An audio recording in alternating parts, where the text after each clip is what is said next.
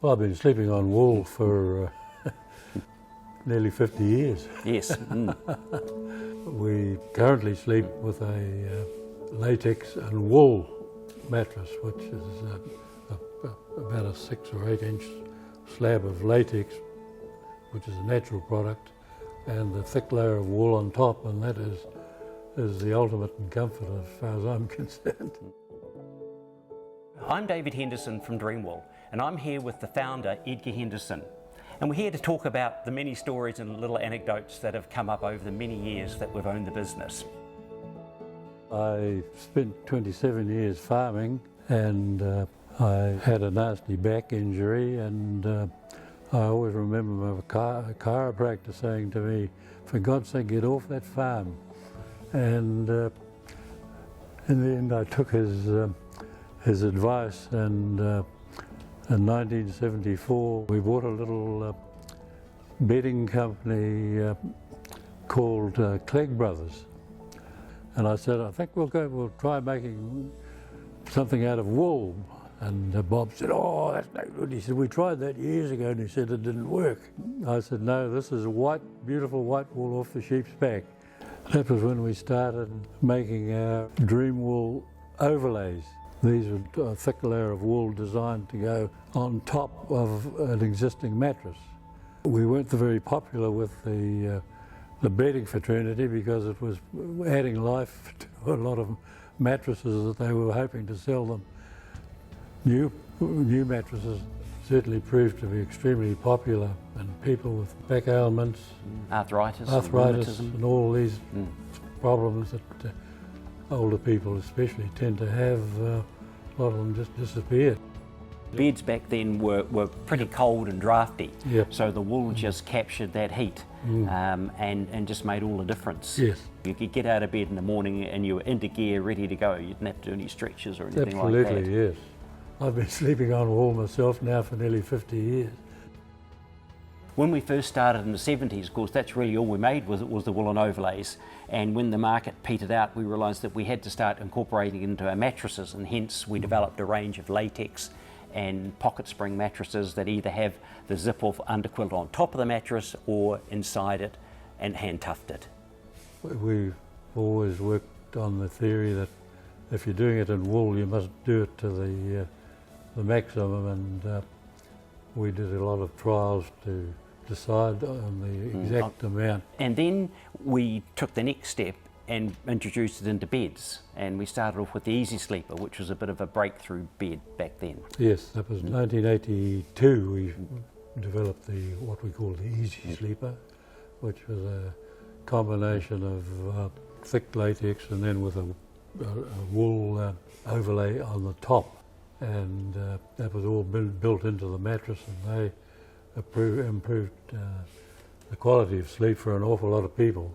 And it certainly was a bit of a price breaker too, wasn't it? It was the first bed to get past $1,500.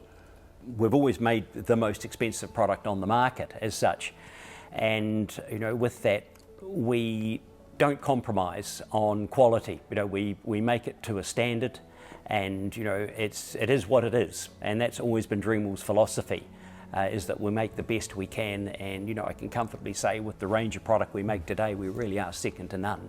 Originally with the woolen overlays, they were all beaten out by hand. We had a young bunch of guys there beating them out with basically a stick, and it was a really physical job.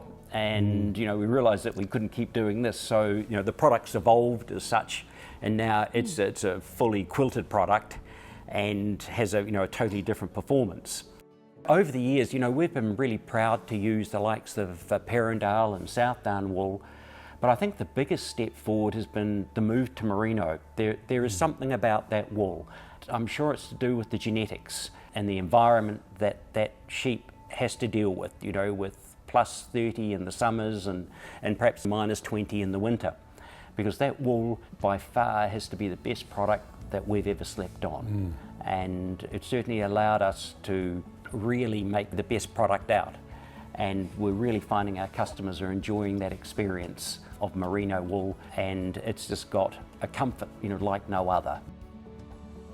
When we put our first one on the market and we applied for the wool mark, The wool mark set a minimum of 350 grams per square metre, which we felt was far too low. And the amount of wool we were using was 2.4 kilograms per square metre, and that allowed for a nice thick layer of comfort. I think it's really been important that we haven't sort of sold our soul as such. We've always looked to make the best, and with no excuses. We've never compromised. We've kept refining and refining, and we've certainly broken some barriers when it comes to price and look and feel with our beds. And I'm quite sure a lot of manufacturers will be quite envious at some of the innovation that we've been managed over the years, and it's something we can be really proud of.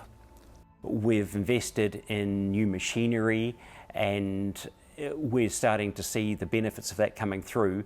It really now is competing with a lot of very expensive product from overseas. It's a tough game because you're up against highly organised and well capitalised opposition. So yes, you've got to know what your niche is, and that's certainly the thing we have. Sometimes our biggest enemy is our own product, is the fact that it doesn't deconstruct. Yep. We did get a lot of return customers where they've bought a bed 20 years ago or whatever, and they come back and buy a new one. The price might have gone up from 2,000 to 20,000, but they think nothing of it. It's been quite a journey. From 1974, Dad, when you bought the business, it's certainly been on a real ride. We've had our ups and downs and everything else, but it's been a great journey because we started, making the cheapest product out. And over 50 years, we've evolved the company into making the most luxurious product in New Zealand. It's been a great journey, and I believe that it's got many more years to go. Can only get better. When you just hear the talk of the people on the product, just makes you so proud of what you make.